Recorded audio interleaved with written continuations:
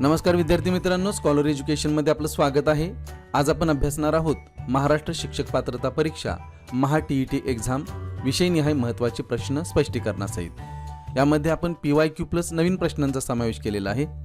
आपण या YouTube चॅनेलवर नवीन असाल तर सबस्क्राइब करा स्कॉलर एज्युकेशन हे YouTube चॅनेल व सोबतच बेल आयकॉन प्रेस करा। आजच्या व्हिडिओमध्ये आपण सामान्य विज्ञान या विषयातील महत्त्वाचे प्रश्न पाहणार आहोत। विद्यार्थी मित्रांनो, टीईटी परीक्षेचा अधिकचा सराव करण्यासाठी ऑनलाईन टेस्टच्या लिंक या व्हिडिओच्या डिस्क्रिप्शन बॉक्समध्ये दिलेल्या आहेत। त्या आपण नक्की सोडवा व अधिकचा सराव करा। चला तर आजचा व्हिडिओ सुरू करूयात। ध्वनीच्या प्रसारणासाठी खालीलपैकी कोणती गोष्ट आवश्यक आहे? फक्त वायू, फक्त घन, माध्यम, निर्वात? उत्तर आहे माध्यम। ध्वनी हा यांत्रिक तरंग असल्यामुळे त्याच्या प्रसारासाठी माध्यमाची म्हणजेच घन, द्रव किंवा वायू यांची आवश्यकता असते।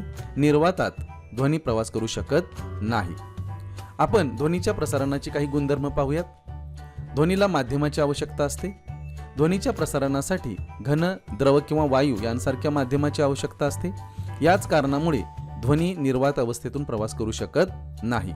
ध्वनीचा वेग माध्यमावर अवलंबून असतो। घन माध्यमामध्ये सर्वात जास्त असतो, सुमारे 5000 मीटर प्रति सेकंद। द्रव माध्यमामध्ये मध्यम असतो, सुमारे 1500 मीटर प्रति सेकंद।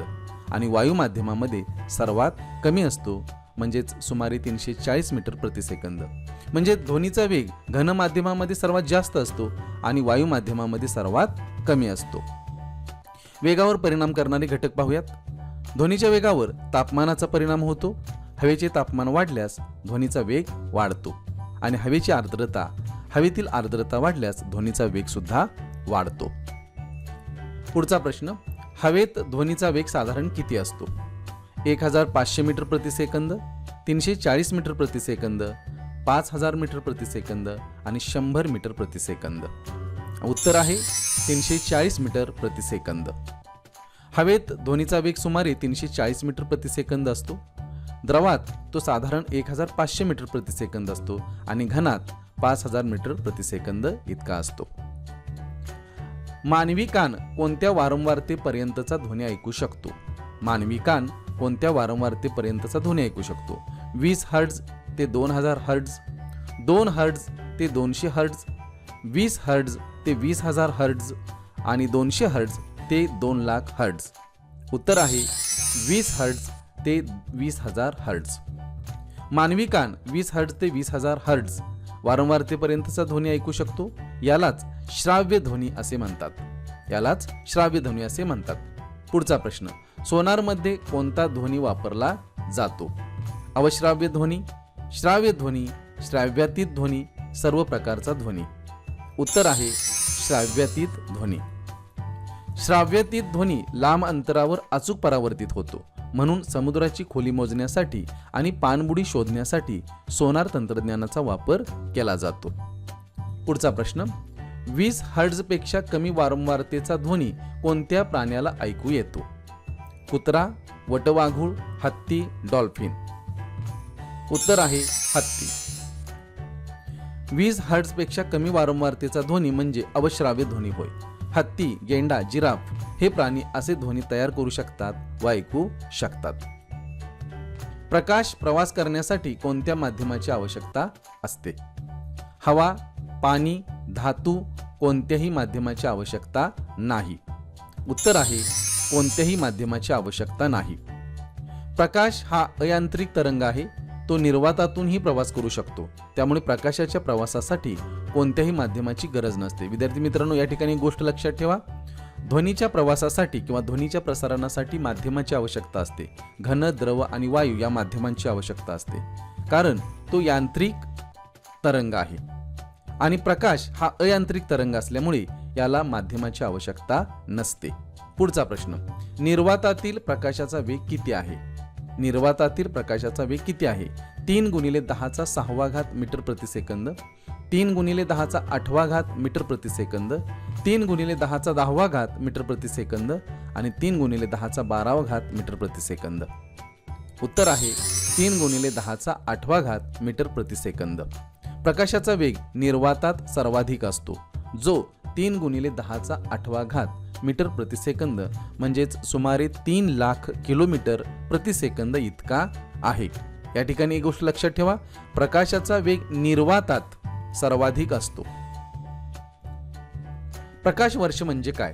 प्रकाशाचा वेग, प्रकाशाने एका वर्षात कापलेले अंतर, प्रकाशाची वारंवारिता, प्रकाशाची तरंग लांबी. उत्तर आहे प्रकाशाने एका वर्षात कापलेले अंतर. प्रकाश वर्ष हे काळाचे एकक नसून अंतराचे एकक आहे. एका वर्षात प्रकाश जेवढे अंतर कापतो त्याला एक प्रकाश वर्ष म्हणतात. प्रकाशाचा वेग कधी कमी होतो? विरल माध्यमातून घन माध्यमात जाताना, घन माध्यमातून विरल माध्यमात जाताना, निर्वातातून विरल माध्यमात जाताना आणि निर्वातात नेहमीच कमी होतो. उत्तर आहे विरल माध्यमातून घन माध्यमात जाताना. प्रकाश विरल माध्यमातून घन माध्यमात जाताना मंद होतो, कारण घन माध्यमातील कण जास्त घन असतात आणि प्रकाश हळू गतीने प्रवास करतो. उलट जाताना वेग वाढतो. दुधातील सूक्ष्मजीव नष्ट करून त्याला जास्त दिवस टिकवून ठेवण्यासाठी कोणती पद्धत वापरली जाते? प्रश्न पुन्हा एकदा पहा. दुधातील सूक्ष्मजीव नष्ट करून त्याला जास्त दिवस टिकवून ठेवण्यासाठी कोणती पद्धत वापरली जाते? फिल्टरेशन, कॅरमलायझेशन, श्राव्यातीत ध्वनी, व्हिनेगर. उत्तर आहे श्राव्यातीत ध्वनी.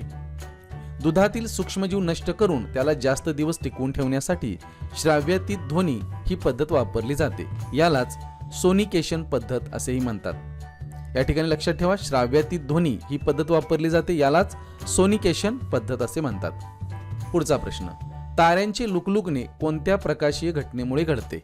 परावर्तन, अपवर्तन, विकिरण, अपस्करण. उत्तर आहे अपवर्तन. वातावरणातील हवेच्या थरांची घनता सतत बदलत असल्यामुळे ताऱ्यांकडून येणारा प्रकाश वेगवेगळ्या दिशेने अपवर्तित होतो, त्यामुळे तारे लुकलुकताना दिसतात. समुद्राच्या पाण्यात पोहणे सोपे वाटते, कारण पाणी गोड असल्यामुळे, समुद्रात पाणी कमी असल्यामुळे, समुद्राच्या पाण्याची घनता जास्त असल्यामुळे, पाण्याची उष्णता जास्त असल्यामुळे.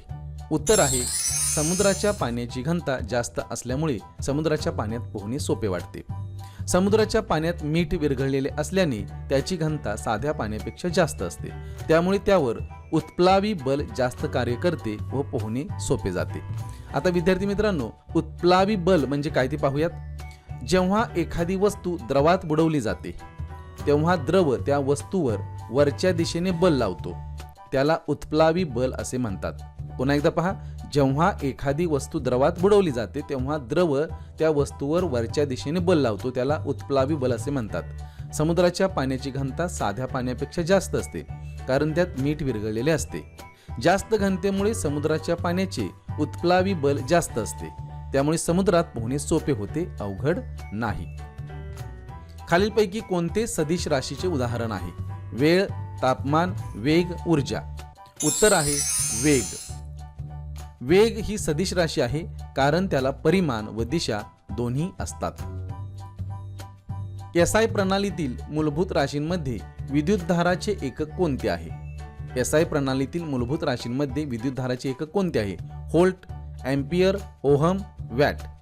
उत्तर आहे एम्पियर. एसआय प्रणालीत विद्युतधारा ही मूलभूत रास असून तिचे एकक एम्पियर म्हणजेच ए आहे.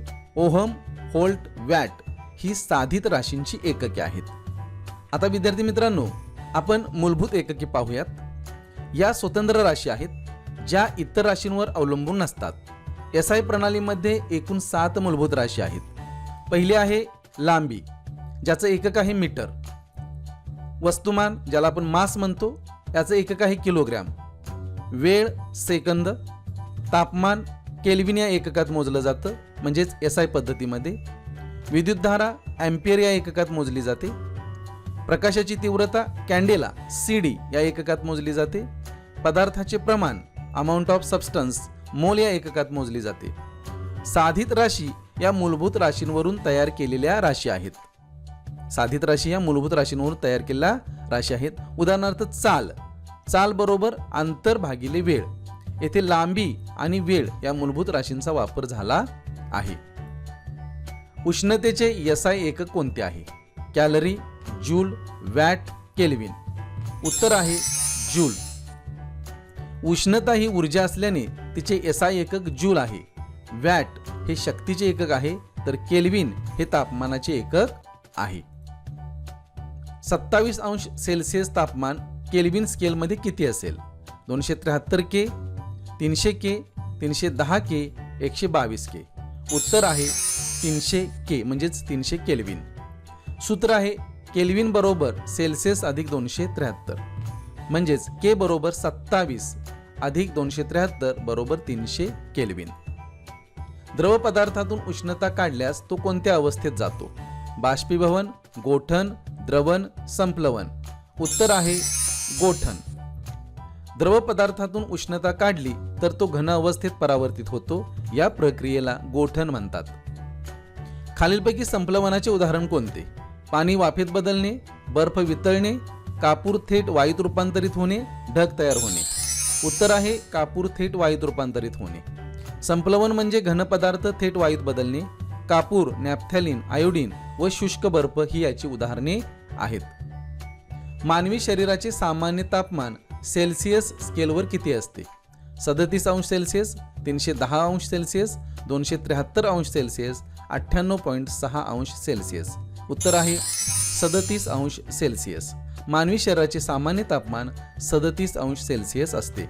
केल्विन एककामध्ये ते 310 केल्विन असते आणि फॅरनहाइट एककामध्ये ते 98.6 अंश असते.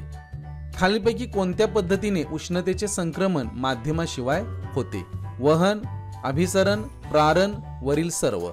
उत्तर आहे प्रारण. वहन व अभिसरण यांना माध्यमाची आवश्यकता असते, परंतु प्रारणामध्ये उष्णता विद्युत चुंबकीय लहरींमधून जाते, त्यामुळे ते निर्वातामध्ये सुद्धा होते. सूर्याची उष्णता पृथ्वीवर याच मार्गाने पोहोचते. पाण्याची घनता सर्वाधिक किती तापमानाला असते? 0 अंश सेल्सिअस, 2 अंश सेल्सिअस, 4 अंश सेल्सिअस, 100 अंश सेल्सिअस. उत्तर आहे 4 अंश सेल्सिअस. पाण्याचे असंगत आचरण असे की 0 अंश सेल्सिअस ते 4 अंश सेल्सिअस पर्यंत तापमानाला ते आकुंचन न होता प्रसरण करते. त्यामुळे 4 अंश सेल्सिअसला त्याची घनता सर्वाधिक असते. समुद्राकडून जमिनीकडे वाहणाऱ्या वाऱ्याचे कारण कोणती उष्णता संक्रमण पद्धत आहे? वहन, अभिसरण, प्रारण, कोणतेही नाही. उत्तर आहे अभिसरण. समुद्राचे थंड वारे व जमिनीवरील गरम हवा यांमध्ये कणांच्या प्रत्यक्ष हालचालीमुळे उष्णतेचे संक्रमण होते. हे अभिसरणाचे उदाहरण आहे. पाण्याचे असंगत आचरण अभ्यासण्यासाठी कोणते उपकरण वापरले जाते? पायरोमीटर, क्रायोजेनिक इंजिन, होपचे उपकरण, तापमापी. उत्तर आहे होपचे उपकरण. होप्स ॲपार्चस होपचे उपकरण हे खास पाण्याचे असंगत आचरण तपासण्यासाठी वापरले जाते. धन्यवाद विद्यार्थी मित्रांनो.